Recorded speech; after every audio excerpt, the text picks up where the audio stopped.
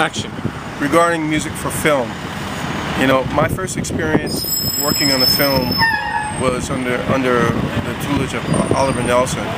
Oliver Nelson was the composer for Last Tango in Paris, and I served as an apprentice and a scoring assistant for that. What that means is, you know, I was everything from a copyist to running to fetch water, but it was a great experience for me because for the first time I got a chance to see exactly how music is composed for the film and how it's recorded. The whole process from A to Z. And this is before we had any computer technology. And what I learned from that also has had a lasting effect on me, on how I approach working on the score, working with musicians, and then working directly with the director or producers of the film. Because today, you know, you have to work with both. In a nutshell, you know, the first thing I do when I'm composing music for a film is I look at the script. I ask them to send me a script and I read it, just as you would read a book or a novel. And I try to embed myself in the story. And then what I do is I look for any place where I can squeeze a melody or a theme based off of the character. And that's a very important thing because sometimes such characters have such unique identities that they do need a theme. If it's an action film, then the film is very fast-paced. Then a lot of times there's very little room for that. But you try to find that. Melody is the key, essential part of any motion picture for me.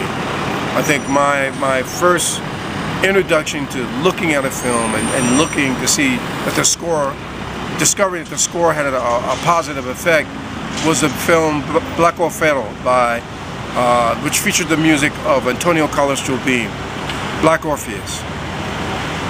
That film was very, very unique for me, and that film directed me to jazz music because of Jobim's work.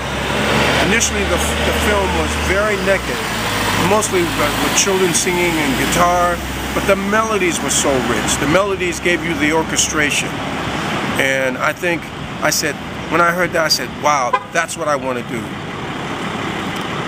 Later on, I was fortunate. My teacher, when I told her I really liked this guy, she said, well, he's going to come to town very soon. Joanna Harris told me Jobim was going to come to town soon.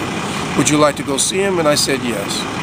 And that was a great adventure because not only was the performance great, but afterwards I was taken backstage and I was allowed to meet Antonio Carlos Jobim. And of course, I had a lot of questions for him. And I asked him, I said, hey man, who are your influences? And he said, oh man, you know, I like Miles Davis, Duke Ellington, you know, Count Basie. And I said, you like those people? And he said, yeah. I said, my dad plays all those records all the time. And he says, well, that's important, you know. And so that was the key to me, like saying, okay, I want to be a jazz musician. You know, if this guy says that that's him, then I knew it was him.